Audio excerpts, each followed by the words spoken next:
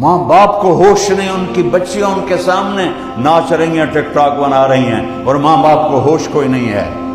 कितना बड़ा जुल्म है, जवान बेटियों को जवान लड़कों के साथ पढ़ने के लिए भेज देते हैं। जिना नहीं होगा तो और क्या होगा। ये तो हमारी हुकूमतें जालिम बददियानत हैं। ये तो ऐसी नहीं है कि ये अलग यूनिवर्सिटी ना बना सकें, लड़कियों की अलग बने, लड़कों की अलग बने। ये भी कभी हुआ कि जवान लड़का जवान लड़की एक टेबल पर बैठे हों, एक डेस्क पर बैठे हों और जिना ना हो? ऐसा भी कभी हो सकता है? मैंने लाहौर की एक यूनिवर्सिटी में बयान करने गया, मैं जा रहा था, एक लड़का मेरे साथ आ गया यूनिवर्सिटी का, कहने लगा मौलाना कुछ हया पे बात करें, इस यूनिवर्सिटी में जिना सस्ता है, रोटी महंगी है।